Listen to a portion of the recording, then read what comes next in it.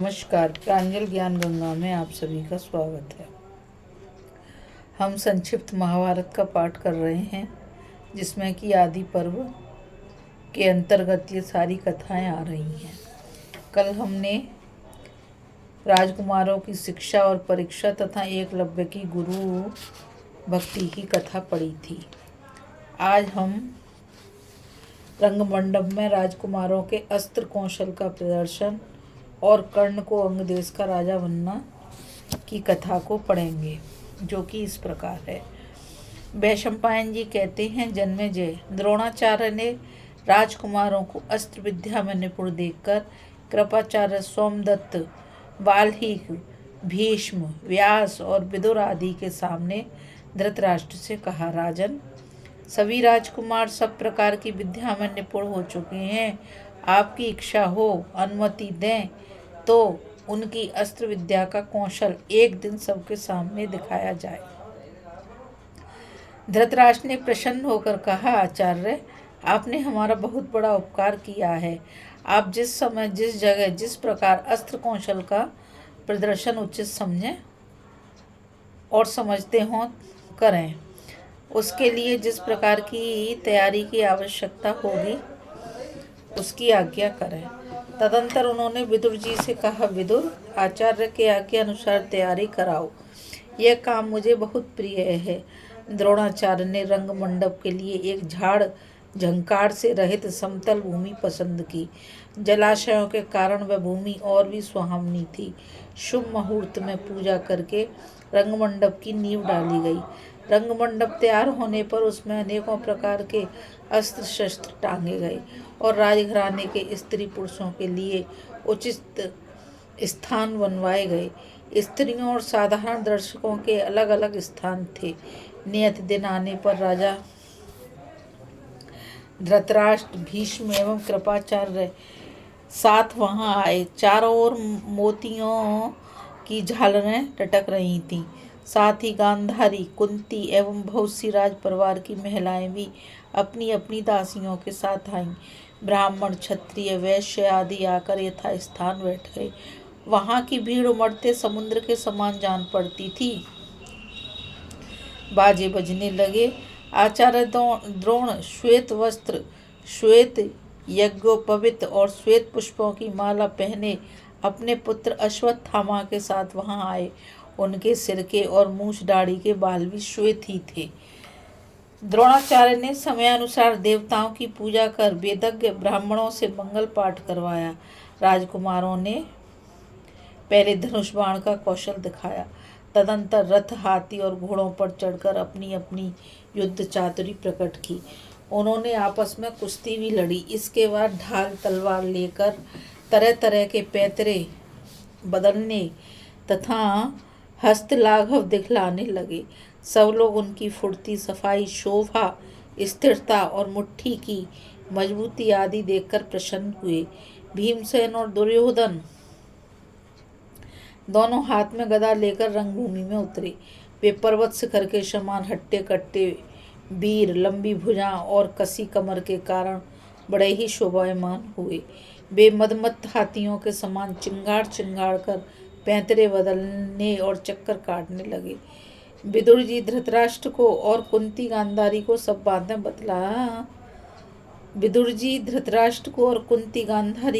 बातें बतलाते थे। उस समय दर्शकों में दो दल हो गए। कुछ लोग भीमसेन की जय बोलते और जो कुछ लोग राजा दुर्योधन की। समुद्र के समान उमड़ती हुई भीड़ का कोलाहल सुनकर द्रोणाचार्य ने अश्वत्थामा से कहा, बेटा, इन्हें अब रोक दो, बात बढ़ जाएगी तो दर्शक गड़बड़ कर बैठेंगे।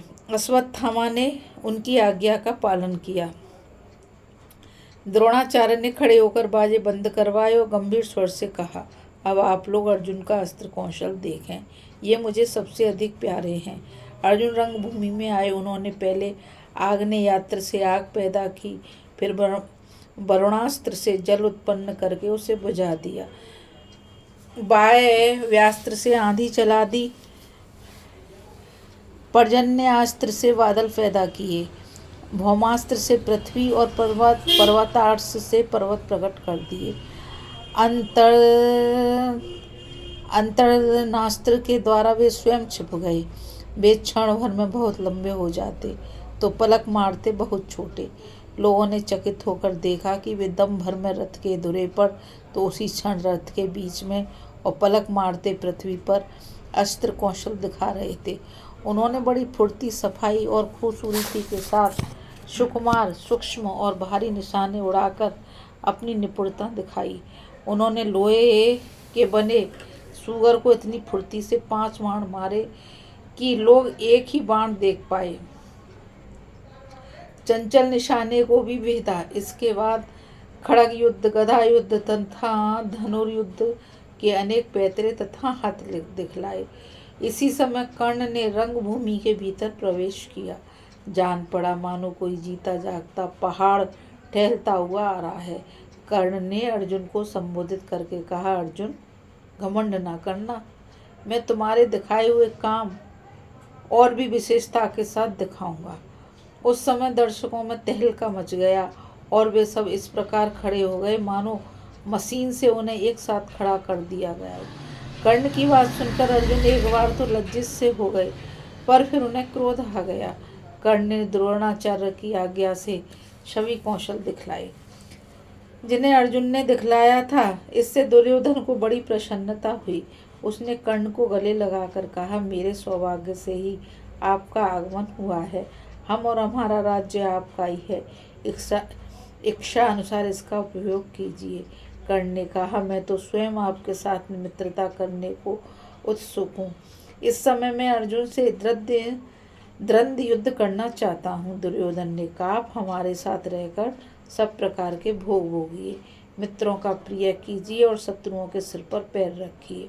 अर्जुन को ऐसा जान पड़ा मानो कर्ण भरी सभा में मेरा तिरस्कार कर रहा है।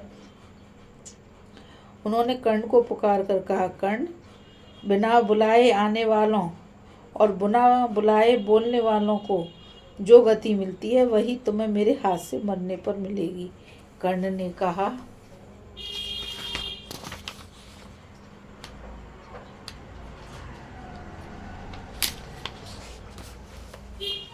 अजी, यह रंगमंडप तो सबके लिए है, क्या इस पर केवल तुम्हारा ही अधिकार है?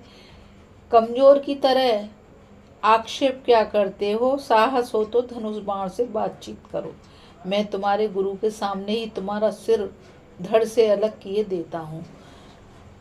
गुरु द्रोण की आज्ञा से अर्जुन द्वंद्व युद्ध करने के लिए कर्ण के पास जा पहुंचे। कर्ण भी धनुष बाण लेकर खड़ा हो गया। इतने में ही नीति निपुण कृपाचार्य ने दोनों को द्वंद्व युद्ध के लिए तैयार देखकर कहा, कर्ण, पांडु नंदन अर्जुन कुंती का सबसे छोटा पुत्र है। इस कुरुवंश शिरोमणि का तुम्हारे साथ युद्ध होने जा रहा है, इसलिए तुम भी अपने माँ बाप और वंश का परिचय बतलाओ। यह जान लेने पर युद्ध करने न करने का निश्चय होगा, क्योंकि राजकुमार अज्ञात कुलशील अथवा नीच वंश के पुरुष के साथ द्वंद्व युद्ध नहीं करते।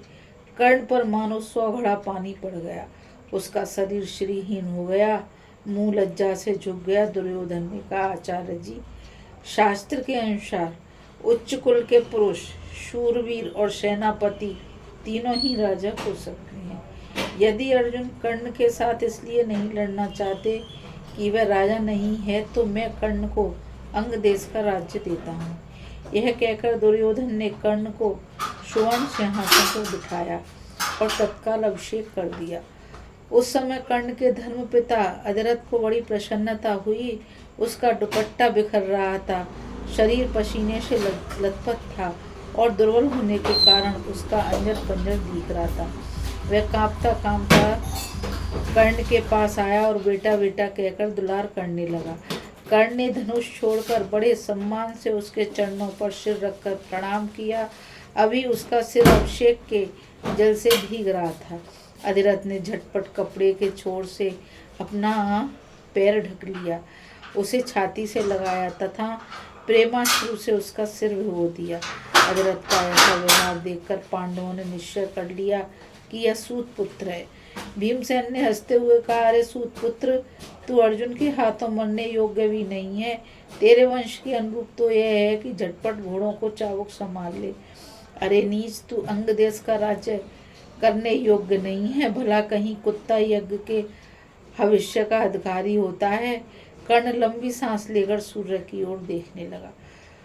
उस समय महाबली दुर्योधन मदमत्त हाथी के समान भाइयों के झुंड में उछलकर निकल आया और भीमसेन से बोला, भीमसेन, तुम्हें ऐसी बात मुंह से नहीं निकालनी चाहिए। क्षत्रियों में बल की श्रेष्ठता ही सर्वमान्य है, इसलिए नीच कुल के शूरवीर के साथ भी युद्ध करना ही चाहिए। शूरवीर और नदियों की उत्पत्ति का ज्ञान बड़ा कठिन है। कर्ण स्वभाव से ही कवच कुंडलधारी और सर्वलक्षण संपन्न है। इस सूर्य के समान तेजस्वी कुमार को भला कोई सूत पत्नी जन सकती है क्या? कर्ण अपने बाहुबल तथा मेरी सहायता से केवल अंग देश का ही नहीं, सारी पृथ्वी का शासन कर सकता है। मेरा यह काम जिसने न सहा जाता हो, वह रथ पर बैठकर धनुष डोरी चढ़ावे। सारे रंग मंडप में हाहाकार मच गया। तब तक सूर्यास्त हो गया। दुर्योधन कर्ण का हाथ पकड़कर वहां से निकल गया। द्रोणाचार्य, कृपाचार्य तथा भीष्म के साथ पांडव भी अपने अपने निवास स्थान पर चले गए। अभी हम